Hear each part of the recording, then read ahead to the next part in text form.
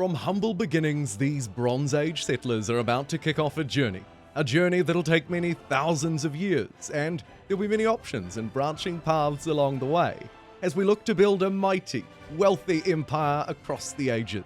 So join me, JumboPixel, in collaboration with 2K, as we look to the stars and begin a new adventure in Civilization VII.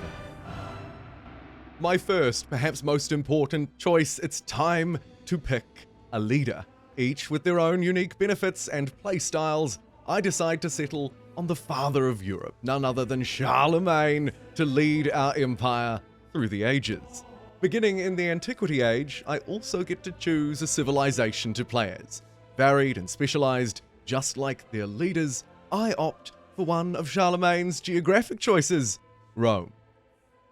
Now it's time to lay the foundation, our very first settler doing exactly what they do best, founding a settlement, the capital city of Roma. It's from here that everything will happen, including sending out some early scouts to look for natural resources, discoveries, quests to go on, and perhaps all of this will be handy when it comes to wooing the fairly aggressive, independent people who are a little too close to comfort along my borders. Speaking of people just a little bit too close, exploration reveals Amina, my first possible friend or foe. A friendly greeting seems to please her, so I carry on my way. Now perhaps with a little bit more urgency as settlers begin to leave the capital and found new towns, like the wonderful Patavium built along this navigable river. And the people, they love to see it. It's We Love the Tyrant Day, excess happiness flowing over to extra benefits. As I begin to govern, assign policies. The independent people nearby like me that little bit more, so I send them on a raid, headed towards Amina. In fact, let's make it a double whammy and send 2 toward Amina. It's here in these early stages of scouting that I also bump into none other than Benjamin Franklin. Take note of this man, as these 2 leaders will develop a very special bond. Though dispersing these independents is as much for my benefit as Franklin's, earning my commander's first promotion. It's not all good news though, this volcano erupting, hindering my expansion a little bit, but thankfully not for long. My settlers continue to establish new towns, and here, my unique Roman commander founds a settlement of its own. This one happens to be my third alongside a mountain, so I unlock the Inca as an option for the next age. But we're not done yet, and taking just a brief moment to admire these settlements, all along a shared navigable river connecting them to the seas, I want to build up my cities here too, not just new towns, opting to build both unique Roman buildings on the same tile to produce my unique quarter. And while striking up some deals with my good friend Franklin will help with development too, my attention now turns towards the growing threat of Amina. I decide it's probably for the best to steal her technology and also denounce her in the process, the ultimate diplomatic power play. Speaking of diplomacy, I also meet Trung Truck. Looking for a little bit of science, she's not really my focus right now. To weaken and humiliate Amina even further, I place a series of sanctions on her outputs, and she's not impressed. This will ultimately lead to war, not necessarily a bad thing as I attempt to build up my military legacy.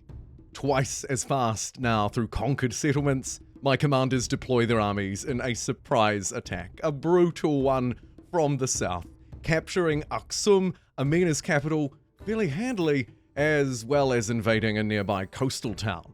Crisis occurs during these invasions as the age draws near, a rising storm of independence, which actually could be quite a good distraction for me.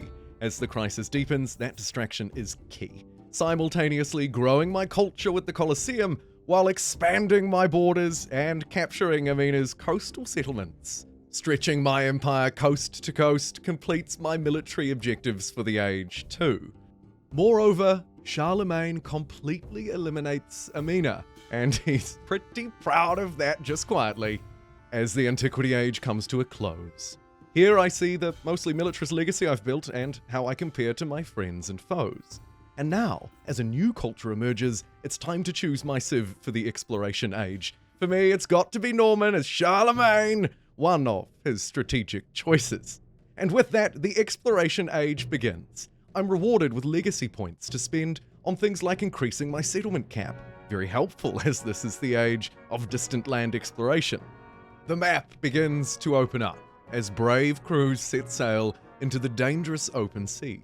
Exploring these lands reveals special treasure resources like spices I need to settle near these. And as the Normans, my new settlements always start with well-defended fortifications, a great bonus. Better yet, this is the age to found a religion. And my freshly founded religion, one of its benefits, allows it to instantly spread to my new towns in distant lands. All of this new good fortune prompts Franklin and I to reach a new trade agreement, extending trade between our two empires, cooperating, embracing good fortune, while my neighbor Trung Truck denounces my military presence. I cannot at all imagine why. Making things worse for herself, I catch her stealing government secrets, so I steal some of hers in return and denounce her in a somewhat hypocritical move. Franklin loves it though. He likes what he sees. The bromance is official, the alliance is ready, and with that, he calls me to war with my neighbor Trung Truck. And here, preparation was key, and it proves to be a relatively swift conflict, seizing a town in my homelands, relatively easily destroying its defenses. And my Exploration Age Fleet Commander does the same, with its own promotions. It handily deals with a distant land settlement. Then I quickly sue for peace, in exchange for just one additional settlement down south, perhaps not making the best first impression on Pachacuti, as well as Cleopatra, my final two rivals, wholly based in distant lands. Speaking of which, my treasure fleets are ready. Produced in distant lands, they sail back to the homeland. And this is incredibly important, as it's this treasure that'll make me wealthy, as well as, of course, build an economic legacy this age. And as I continue to build that and spread my settlements, the good word of my faith, something else seems to be spreading. Initially just one ship, this mysterious illness begins to infect towns and cities. And as if our beautiful navigable river town didn't have enough to worry about, an eruption also occurs. Another double whammy against this poor town. Physicians race in from neighboring areas to quickly try and cure it, while also returning stability. And it's here that the age comes to an end, with a rebirth. It's time for the Exploration Age to end, and the Modern Age to begin. Again, I'm rewarded for my progress, tracking that of others, and choosing my civ for the Modern Age. The French Empire completes Charlemagne's historic trifecta, and now it's time to build on my legacies from the previous age. Early industrialization is available to me alongside a host of upgrades for Charlemagne. I also shift the capital city to what is now Paris, along this great navigable river. Charlemagne's modern government choice is also very flexible, as he gets to choose any government celebration bonus. Science is key for me in this modern age of progress. While my government is at this stage filled with traditions carried through from previous ages, as does my love, my tradition of carrying out espionage against my neighbors, and it's just as well I do. For this military intelligence reveals a land-based commander as well as a commander at sea, both of them surrounded by units. This triggers a full response from me, repositioning troops, creating new ford settlements and towns, as well as fortifications along the border territories. Franklin, my long-time ally, and I, we double down. Strength from military aid, trade, shared prosperity, as well as revamping our formal alliance. I sent him just a little bit of gold for his trouble as well. On the topic of gold, city development sees factories as well as railways develop across the empire.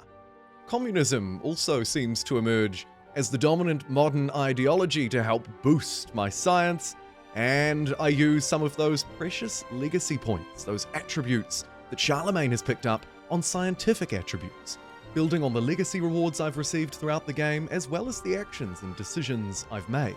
Enough about me though, for my ally Franklin is in a lot of different conflicts, so I quickly activate some of my unique French great people to boost my diplomacy, militarism.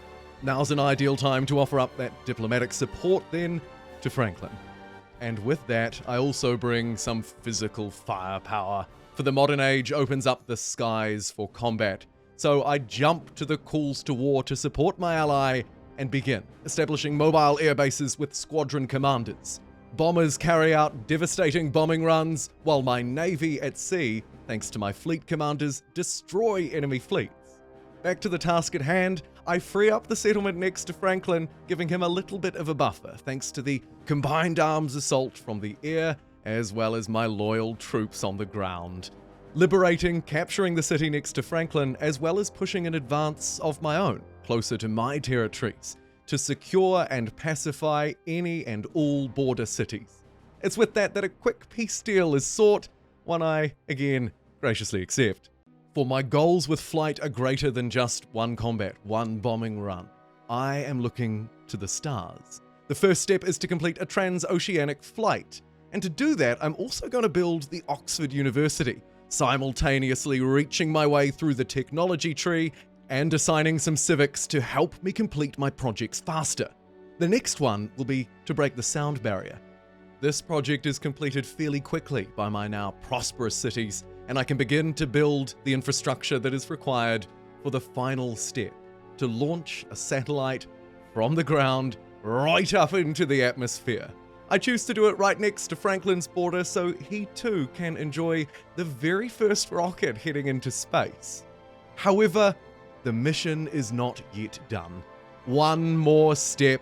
It's time to complete a staffed spaceflight by sending people into space. Charlemagne's French Empire, the very first to do so, we achieve victory in our thousands-year journey through a game of Civilization VII. Thank you for joining me throughout this journey, and now the reins are handed over to you. I've been JumboPixel. I'll see you next time.